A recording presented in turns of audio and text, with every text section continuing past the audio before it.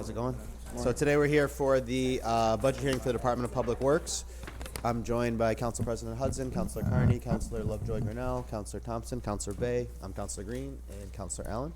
So why don't you guys start by introducing yourselves and just give us a general overview of the budget. Thank you, Councilor. Good morning, councilors. I'm Jeremy Robinson, the Commissioner of Public Works. Next to me, I have Ann Fordock, who's our first Deputy Commissioner, as well as Lori Ayako, who's our fiscal. Last year I said physical, even though she does get physical sometimes, but she's our fiscal officer of Public Works. I have also in the audience, I have my Deputy Commissioner, Marty Davis, along with a few of my superintendents. Last year I named them all, but this year I'll exclude that. But I wanted to thank you for your support and resources that you've given our department throughout this year. Without you guys, it wouldn't have been able to deliver the services we do to the city. So thank you. Department of Public Works consists of 10 different departments, which include main office, transportation, MEM garage, sewers, street cleaning, street repair, sweeping and flushing, snow and ice, sanitation, and building and trades. It's a huge department. Department of Public Works serves as a maintenance department to the city. We're commonly referred to as the backbone of the city of Syracuse. Excuse me? Other people do it too. Yeah, right? We got 10 different departments, Counselor. So our accomplishments that we did 2018, 2019, I'll highlight. We had a bunch of them, but I'll highlight a few. Obviously, the sidewalk snow removal pilot was a success. The purpose of the pilot was to improve safety and walkability in the city of Syracuse, and I think we achieved that. We also implemented pre-treated salt to our snowplow operation, which was a success for us. This salt works in temperatures that are 15 to 20 below freezing, so it gets that little barrier down before we go out and plow, so that was a success for us this year. We also purchased the new patching magic asphalt, well, quote-unquote magic asphalt, which is helping us fill our potholes in a timely fashion as well as efficient. The goal for this upcoming 2019-2020 budget is to improve our department in every aspect. We all know we can get better as DPW, and I challenge myself as well as my team to do that. So that's what we're tasked to do this year. By saying that, we're also going to implement a program called Road Robotics, which is an artificial intelligence program that will help elevate the conditions of our roads, coupled with some community outreach, as you know that you tasked us to do, Counselor. Another of our goals this year is to update our snowplow fleet. We know that our fleet is outdated.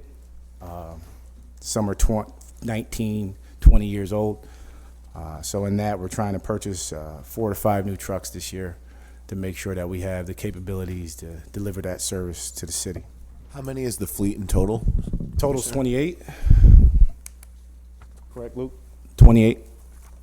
And majority are, I would say, 12 years old.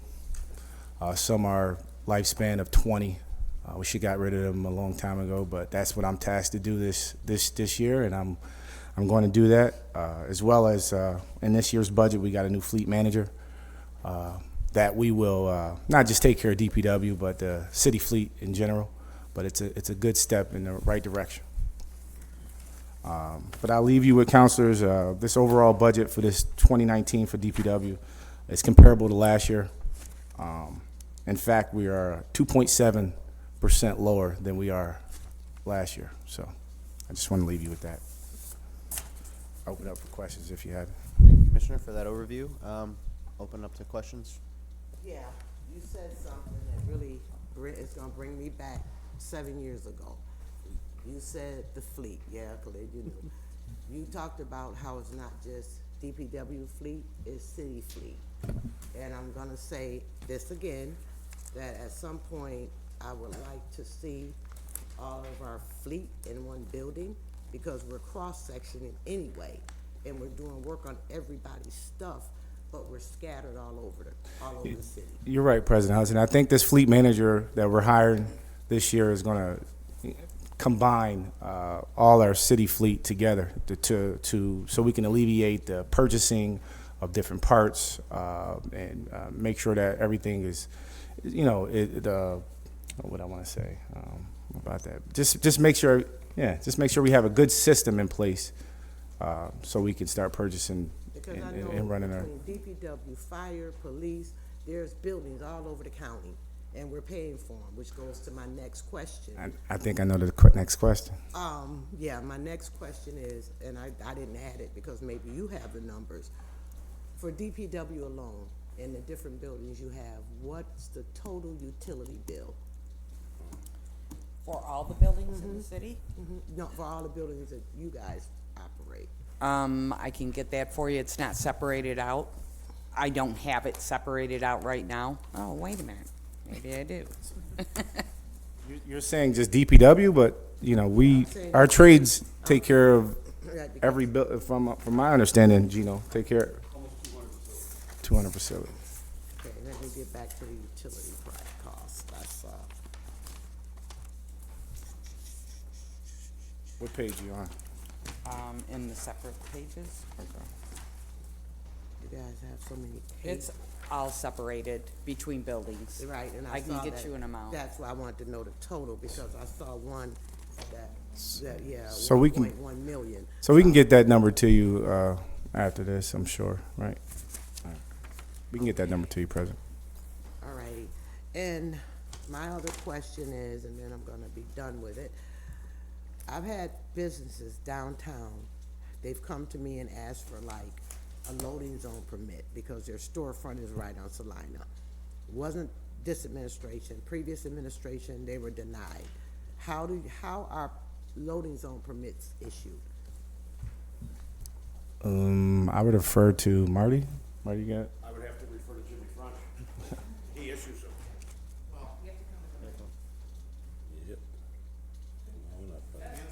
Come to the microphone.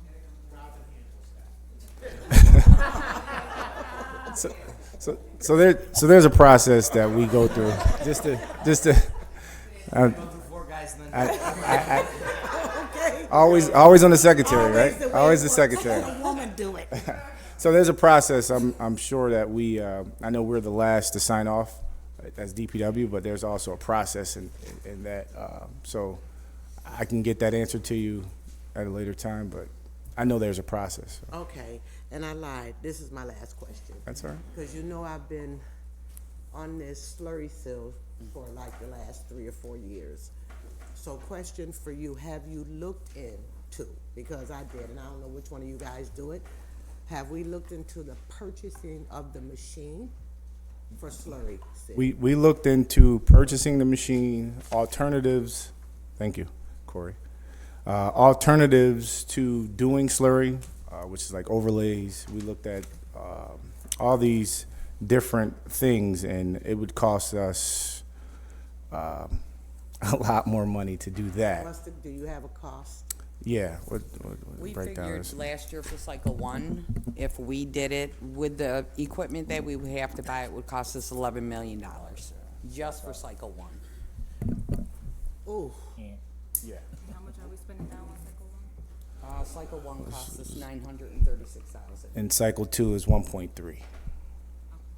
So which in turn goes on to the tax rolls. so I must have been on the wrong website when I saw the machine for $150,000. I don't know what machine you saw, President, but those machines are, you got one that's $2 million, one that's $1 million. You got a screen that costs about Let $600,000. me do some research. Okay. Thank you. Counselor Carney? Yeah, thank you. So I guess my biggest question is, I know we're expanding the sidewalk clearing project. Been very vocal about this, maybe not to everyone's enjoyment. But with this next cycle, now that we've got numbers after this last year, do we have, are we going to get a insurance policy, general liability? You know, do we know, is it? I will defer to Coming Corey. Mike with a good answer. Well, Mary.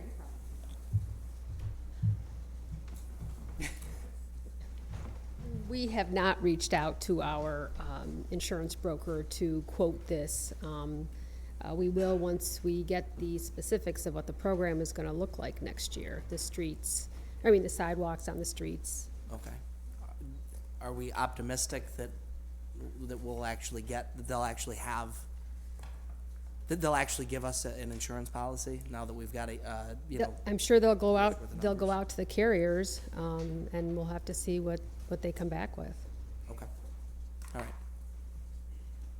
I think we're more confident this year than last year since we can demonstrate how the program performed, and so that there's something to at least be able to point to on our performance for it. No guarantees, but I think we're in a stronger position now than we were before we had started, for what that's worth. And then can I piggyback on that, Corey, because I knew that at some point we said we were gonna hire folks, but right now it's the company doing it. Don't they have do they have insurance? Yeah, I mean, they have their own insurance, But yes. they don't indemnify us for Right. after the fact. That's, yeah, if somebody slips and falls after the fact, we would. Right, which was There's, concern. yeah. Can we go a little more in depth on what were the metrics of the snow program? Like what, how many storms do we have? Did we know how much it was costing us? What gives us indication that we feel it was a success, or how it'll roll out in the future? Sure. So as of yesterday, we were finalizing the report that we plan to give to the Public Works Committee, and I assume would be distributed to the whole council with an evaluation of how it went, how many complaints we got about property damage or the service not being provided. You know, spoiler alert, there weren't many. And so we do feel it was successful. And obviously, given that the increase in funding is proposed in the budget, once we know what funding will be allotted to the program, we'll be able to better plan how far we can expand the program, since we kind of saw this as the initial and then hope to build off of that as a network, but obviously it'll depend on what funding is allotted in the budget for it. And we will have a committee meeting to discuss the Great, review yeah, of if that. there's a reporting committee meeting coming, Yeah, that's all I need. yeah, absolutely. I think within the next few days. The one I saw yesterday, I think, was the final draft. Great, thanks.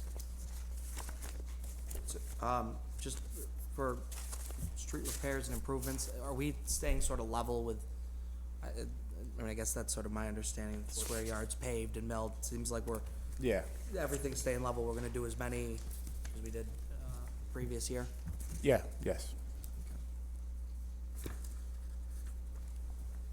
How successful have we been, when we have been redoing the roads, I know, in the past, we've always tried to keep the granite curbing or reuse it if it's still intact.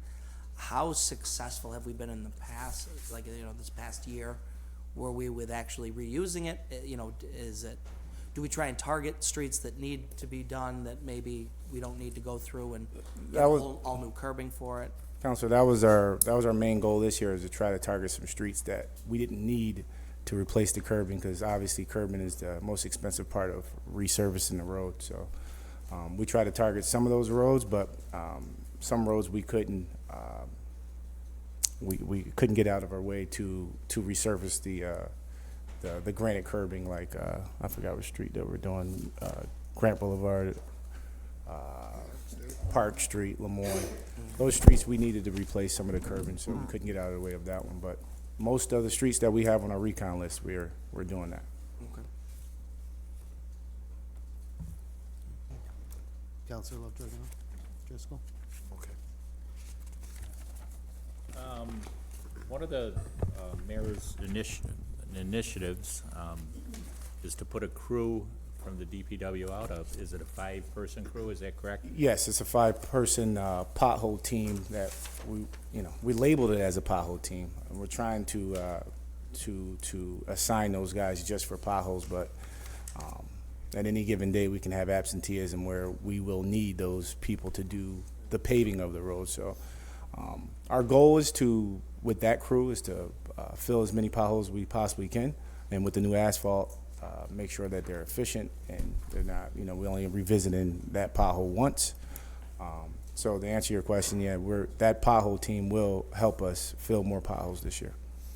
And I think you said, you explained it, they won't be, they'll be exclusive to that until the paving season starts. Yeah, well, during paving season, they will still continue out with our door patchers and fill potholes. Okay. But if, absenteeism or things happen, we need to pull from that crew, we will. Is this an additional 5 people that we're hiring? Yes, For this position? Okay. yes. I'm very much supportive of that, but the second part is, I know that there's only so many miles that we can pave each year. Are we behind the 8 ball if we, as a council, decided that we wanted to give another $500,000 to get more roads paved? Are we behind the 8 ball? I know that you may not be able to do it from the DPW standpoint, but are we behind the 8 ball to outsource that? We looked at that as well. I tasked my crew to get as many roads as possible paved this year. We don't want any carryover, like in the previous years. This year we asked for 12 additional people in our street repair team, and we got 5, but that helps out. But if we'd have had the 12, I think the $4 million that we asked for, 4.5, yeah. that we asked for this year, that was a correlation of our 12 people. So this year we probably will have to outsource more than we would in previous years. Okay. And the people that are on the crew, not to micromanage, but are you working 8-hour shifts or 10-hour shifts on the? We're working 10, but we try to work 12. Okay. 6 to 6 During the is what, summers. in the summers. 6 to 6 is what we're trying to do. Okay, Weather permitted, obviously. thanks.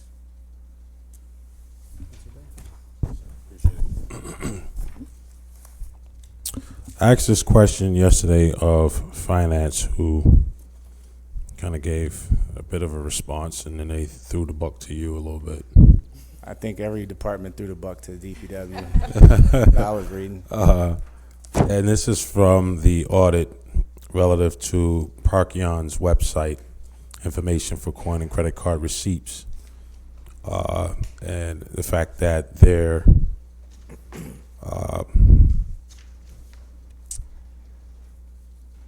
the information relative to those receipts are not recorded on a regular basis or are not justified.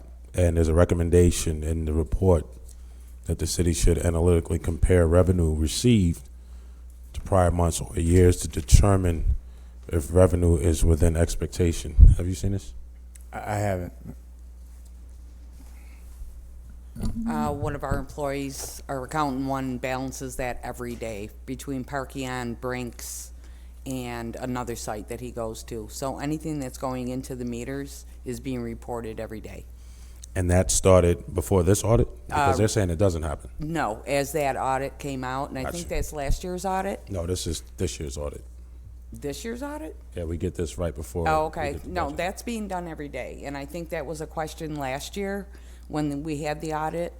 And we do have spreadsheets on that every day. That's interesting. Was that off last year's? Did they do it last year's thing? They do audits coming into this budget, and we wouldn't be looking at an audit from last year. Yep. This is an audit from this year, from coming into this budget cycle. Councilor Thompson or Mary Vossler, you probably could remember and or correct me if I'm off base with my next statement. But we approve either money and or bonding for a program or system to synchronize traffic lights. You guys remember that? Any update on that? Because you're already laughing, so you know where I'm going with this. I know where you're going. I'm going to refer to Jimmy French in his expertise. Robin does it. Can't put Robin on this one. This is Never Batman.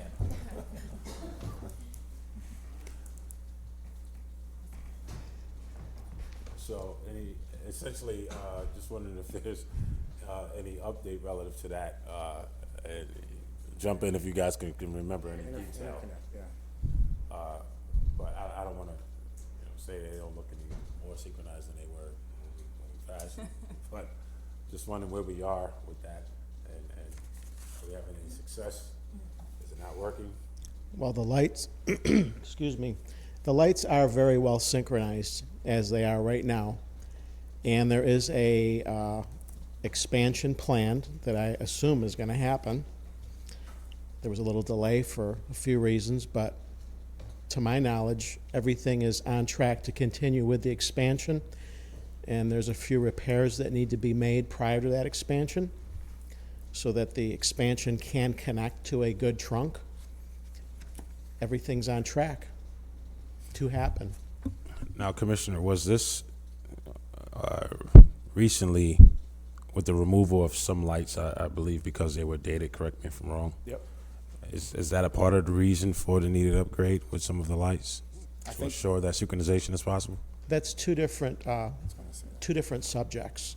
The interconnect is completely separate from the lights that were removed were under a program that's been in place. It's been happening for years. It's just been a very slow process. The name of that program was called traffic single indication upgrade, meaning there was various traffic signals throughout the city that only had one set of red, yellow, and green. That's not up to code. All of those locations were studied by an engineer to determine, is a light still needed there or not? Meaning, if it's not needed based on new traffic patterns and a new traffic study, it can be downgraded to a stop sign, which kind of was good news because it's up to $200,000 to upgrade a complete intersection. So some of these were downgraded to stop signs, and it saved us the cost of upgrading them at almost, between $100,000 and $200,000 per intersection. And again, that is separate from the interconnect. Sidebar, well, not really. There was obviously, as you heard, expressed concern about Midland and Colvin and Midland and Newell. Yeah. Go ahead. Yeah, I got received several calls, as well as the counselor. I think you called me about one of them. Yeah. And I think we just need. I think there was a public hearing or a public meeting several years ago. There and was. and I think that we should have held another one in concerns with the public voicing their opinions on the traffic light. I think that's where we dropped the ball there. I think we should have probably did that, but it was already in motion. Right, I heard it. It was already in motion, so we thought that everything was crossed their T's and dotted their I's, so we just went I along took with it. responsibility for that. When we went ahead and followed the engineer's recommendation to downgrade those two, based on what we used to do in the past, was we just do it. It was in writing from an engineer to just do it, so we just did it. I should have known better, but I failed, and we didn't let the public know we were just going to proceed, and I understand why a lot of folks got upset. That won't happen again. Well, I mean, to be quite honest, I understand if there's an established process by which you operate. It's understandable that you would just, if the order was already put through, that you would carry it out. But I'm sure Councilor Allen already expressed to the commissioner, not only, for anybody who frequent that corner, especially during rush hours, pretty heavy traffic exiting the city, but also with the coming development potentially at St. Anthony's, there'll be elderly that'll be crossing the street there, and so that was a concern. Major concern, obviously. I'm familiar with that neighborhood as well, so we're going to look into it the next time we roll out something like this, so we can at least have you guys informed, and we could, reflect some of the questions off Jimmy, and he can proceed accordingly. All right, appreciate it. Thanks, Mike. Thank you. Thanks, Commissioner. The operating expenses line for each of them, is there any way you could give us a breakdown, even if you don't have it now, but just to send it to us? Those are two of the biggest numbers in the budget. For what? So there's operating expenses lines in trash removal as well as street repair, and it's just, Just need a breakdown. We can get that, we can get that number to you. okay. That's all I need, so. Yep.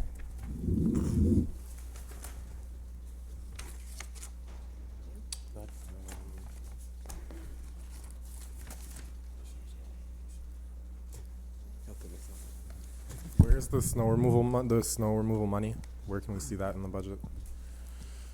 The sidewalk snow removal? Sidewalk snow removal, sorry. It's in snow and ice. Page, where would that be on there? Audit 55? Yeah.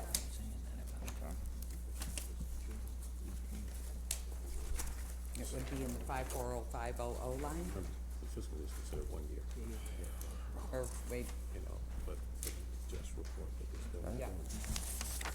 Page 156, Council. 156, 540 what? 500.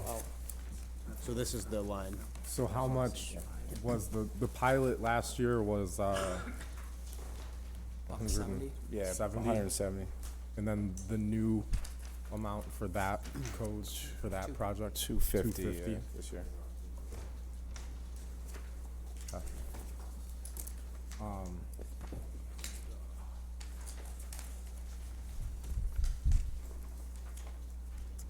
I mean, this is not gonna get solved in the budget, but the recycling, I mean, I don't think the open container thing works great. So to the extent, I would be open to proposals in the future for how to do it differently. And, like just this morning, I spent the first 40 minutes of my day picking up cause it's windy. It was Yes. really windy this morning, and it's like the 4th windy day this Counselor, spring. Anne has thought about this extensively, so I don't know. Thank if you for wanna thinking just- about it. Yeah, I was Ann. gonna We can say, talk she's about got it a later. great, she's got a great plan. But to the just extent noticed we that. welcome the plans moving forward. Notice that we have enough microphones. I don't really have any other questions. I think you guys all do hard work and have you gotta work with the guys. So when football season comes and you have a busy Monday, I'm down to come to Hall and you don't have to give me the soft Thursday. I'll come and do a solid Monday with the trash guys. I'm gonna hold if you to want. that. I'm gonna hold you to it. All right, I have a few questions. But first, I wanted to say thank you to Jimmy, that's your name, right, Jimmy? Yeah, for just owning up to the fact of the not communicating with us. My initial concern was for Midland and Newell because of the kids crossing the street going to McKinley. And I appreciate the quick response from you. So thank you. First, on 140, your fleet manager position, when are you guys going to, do you know when you'll be able to fill that position? I would say July 1st, right? July 1st? And so the fleet manager is going to be in charge of the new initiative that the mayor proposed? Yes. Yes. Okay. My next question was, let me see. Page 142, the CUSE projects, what is that? Choose projects? Yes. Oh, yeah, for Syracuse University? I'll let you talk. This one is. So, I don't believe we've done any in a little while, but, it would be like when code enforcement needs help, on an entire property, our team goes and assists with that. So we collect typically from the curb. DPW in general doesn't go onto private property. So this, as I'm told, is when we work with code enforcement. Thank you.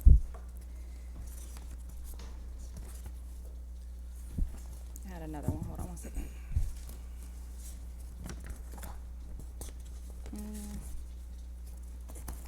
So on when you're doing the potholes,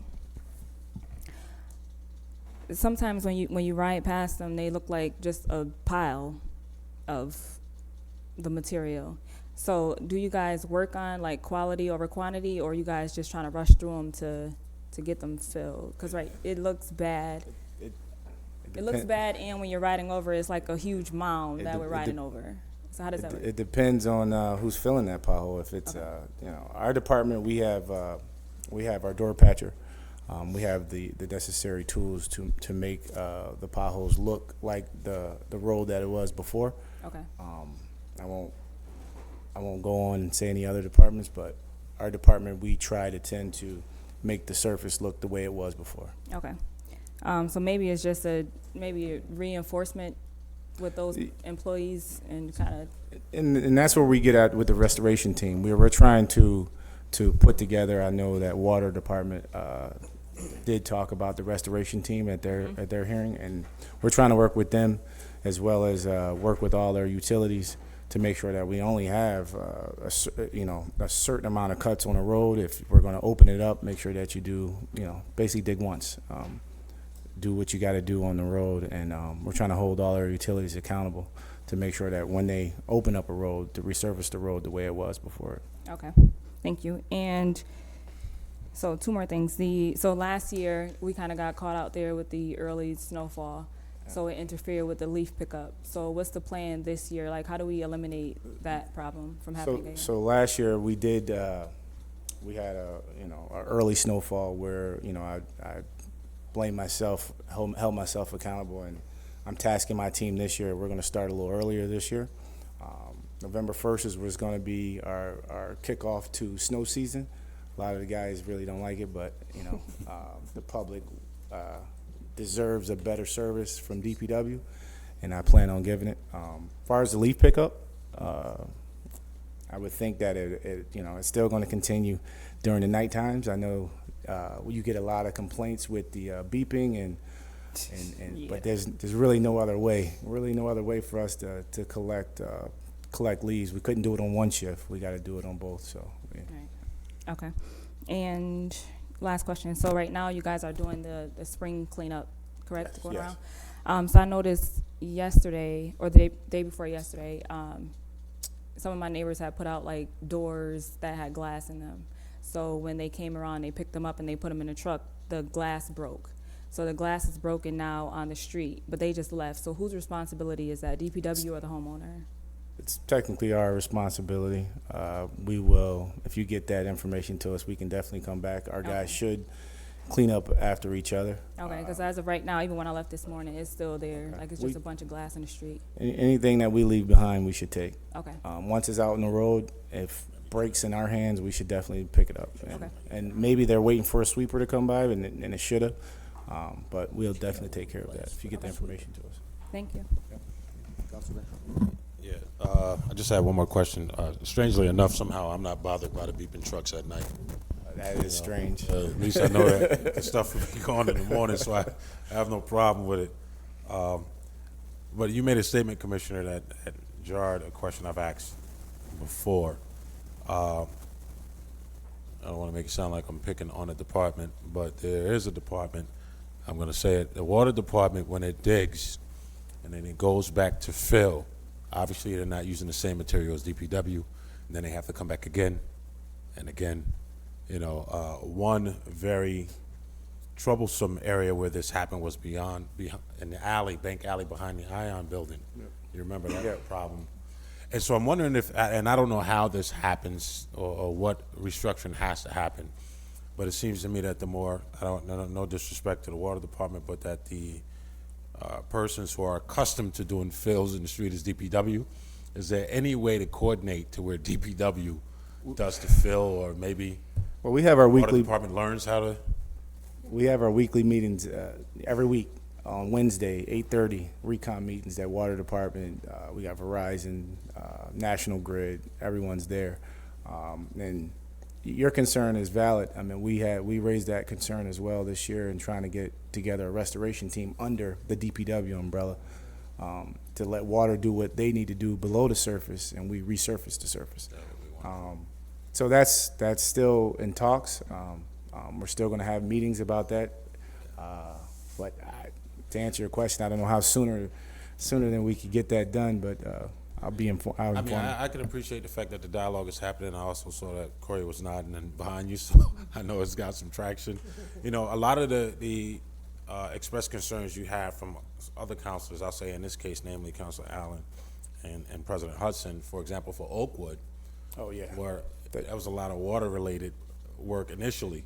And we tend on doing Oakwood this year. Yeah, So, I saw it on there. so, And so, you know, I know that has to be costly, the repeat, the redundancy, the going back and forth on that part. it's not So- just costly on us, the individuals that ride that street as well, Right, with that's the right. suspensions and stuff like that. So, we're gonna definitely take a deep dive at looking at the system, and we're gonna correct it. I mean, whether it's with water or within ourselves, we're gonna try to correct it. Well, it's, you know, no offense to getting the water, but it's definitely the water department that needs to.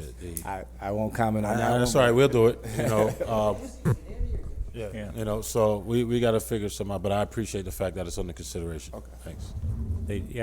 I have, I'd like to piggyback a bit on that, and one, I agree with you on the water.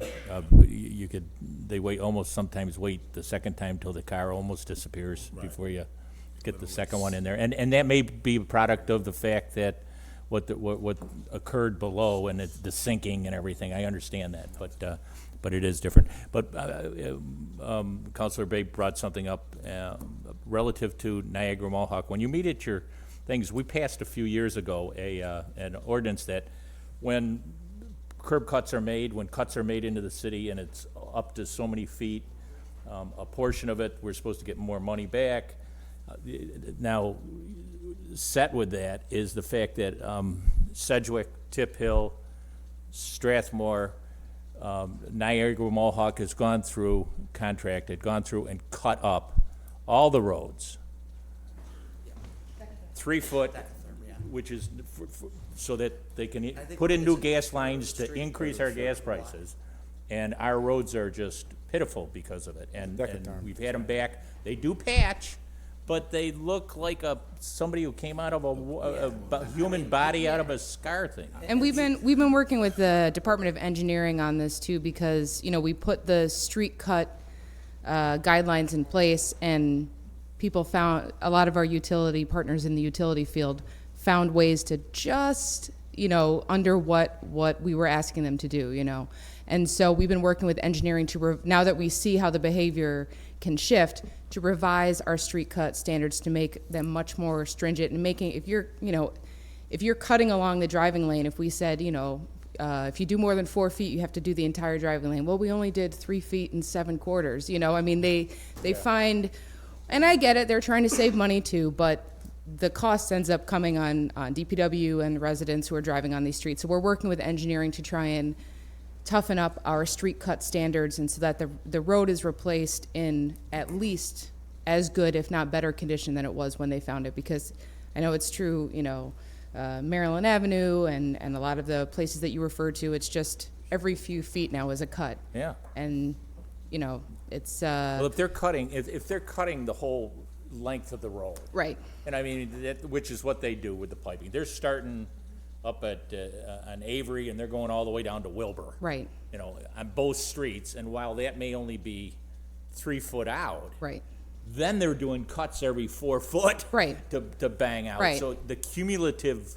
And that's some of the package of stuff that this. we're looking at. Yeah, sure, you know, under the previous standards, you come right under, but if you look at the entire length of the street, if you cut more than this much, we need you to replace it all. And now that we know how some of them, you know, try to get around it, to make sure we have ways in place to try and make sure that doesn't happen. That is occurring. So, I mean, you know, once we have those revised standards, we'll make sure to share them with the council. I think we want it to be also a public awareness that, you know, a lot of the cuts that you see in our newly paved roads, they're not just the water department, they're the utilities, and we've been having some conversations with API also, because they've looked at cities like Boston and, you know, that are somehow able to enforce standards that, you know, we've struggled with in the past, to see maybe if there's a different way that we could come down a little bit harder on the folks that cut up our streets. I can say you don't need any robots or any new technology to No, drive down no. most of I them just and mean see that them. In fact, they've they researched best practices. That's all I mean, is that in their former life as the innovation team, they studied a lot about infrastructure, talked to a lot of different cities. So rather than me calling Boston and me looking around to see what other cities do, we already have all this knowledge in the former innovation team, the artist formerly known as the innovation team. So it's just be good to take the knowledge that they gathered and actually put it into practice. I got a legislative aide over in the council office that could probably do the same work. Just saying. Three quickies. I'm looking at page 138, so you had no employee grievances? It says here. What, grievances this year? I try to work our stuff out within DPW, so I try not to let it linger up to the top. We try, like I told Councilor Thompson, I'm an action person, so I like to get things done. All righty. Then I want to ask you, are we going to put Geddes Street back the way it was? I got a call yesterday from somebody that lives up in Woodward. Get- They want to know Whoa. when it's going to go back. Is that You're the talking about the intersection light? of Fayette and Geddes between Fayette and Erie Boulevard? So SMTC, I'm actually having a meeting with them this afternoon, and they're in the process of a study at the request of the city, to study both those corridors, and so I'm gonna ask them for an update this afternoon, because they're in the process of looking at it. Okay. So they should be coming up with recommendations. They've been looking at traffic counts and working with Mike McNeil. Mike McNeil. So to look at, is that the best arrangement? But also laying the groundwork for increased bike lanes and the other things that we want to do too. And you're going to take it off of 690, right? Because you know a bike lane goes right to the highway. Well, and dismount, and then, That Geddes Street is, I mean, what it shows, and if you live up that way, you know it, or if you travel there, is that there is no, you gotta go all the way down to, past West Street. In order to get somewhere. If you come down Geddes and you go, oh, I can't get under there. You gotta come all the way downtown, or you gotta go all the way over to Brooklyn Pickle. You Yeah. gotta go over to Genesee Street. There's no quick access. Yeah. Maybe the old AG's office would allow you to drive across the railroad tracks and cut through yeah, Erie Boulevard or something. that's but usually how I would go, but when I worked over there. there's no quick No, case, there's I not, mean, and so- if the train is coming, you're stuck. You You're can't done. get Yeah. across the parking lot. So I mean, that's in part why we asked SMTC to look at the corridor, because of the concerns we've been getting. And I have one more quickie, because I'm tired of your concerns calling me about that Shiner Street cutthroat. They said the new one you do, you keep that one maintained. They said the new one, there's no lights in it. They said the brush is overgrown, and they're trying to understand why one is taken care of and one across the street is not. Shiner Street, excuse me, I didn't get. I would have to look into it and get back to you, but So I'll tell you again. all right, all right. Can you write that down for me? Yeah, we'll get that answered to you. And if it's something that we do, we'll take care of it. So let's talk about the asphalt plant. That old perennial charmer. Yes.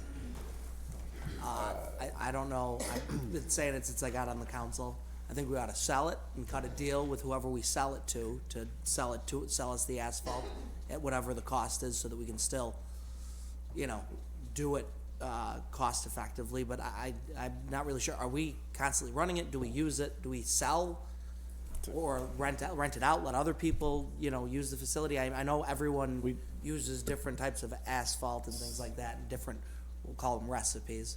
But, where are we at with that? So to be honest, we're not using the asphalt at its maximum capabilities, but we tried this year to put together a team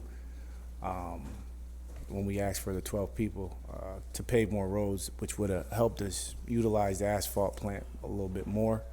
Obviously, we have budget constraints and we couldn't get everything we wanted, but we do, I think different departments do come over and grab some of our asphalt, as well as, I don't know if the county does or not, but to answer your question, we don't use it the way we should use it. And I can't answer the fact of selling it right away, but we've been in discussions of trying to do a lot with that asphalt plant, and I think I'm gonna take it upon myself to figure out a way to maximize its capabilities, so. Can the seven people that you need for the additional people to make 12 that you didn't get, can they be seasonal? No. They have to be, okay. It's, see, the paving and the milling that we really need someone that's familiar with this. For the equipment? With the equipment. Okay. So hiring a temporary workforce just wouldn't really. Not as a laborer. So like Council Rudd and I couldn't do weekends or something like that? Not that. Not running a milling machine. I think you would. I don't know if you. I do real work. Oh, it definitely would. Yeah. It wouldn't be a You see me grievance at the between. store. We'll put numbers down in the agreement. not Then making that grievance number would turn out to be 2 instead of 0. Hot. If they do that, that grievance number would turn to be 2 instead of 0. So. But we did look at that option as well, Councilor Thompson, to trying to hire some seasonal stuff. I even asked the question and saying, since we didn't get the people, let's try to get some seasonal people in there, and it just wasn't feasible for us to do that. Okay. By the time we train and do all that, the season's over. So. What if you were given what if we put them back in the budget somehow? Can you get them trained, or you don't have to look at? I mean, it's not to say that it would Well, happen, but if it did, would you be able to train them and have them prepared? Yeah, so they're being different. So they come from different departments, within our DPW, yeah. and they're familiar with our roads, so it'd be easier to train those guys. And we can set forth a milling crew and a paving crew that we had years ago, mill more streets. So right now we have a milling crew and a paving crew together. Same people do the same things, but if we had a different milling crew than we did paving, we can get more streets done. But it doesn't seem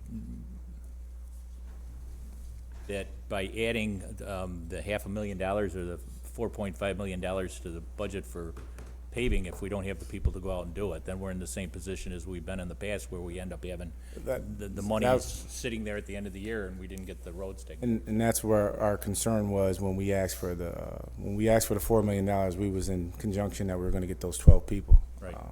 So we may have to outsource some this year, which we don't want to do, but we will if we have to.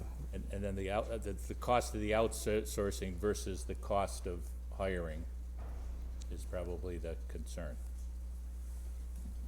You're right.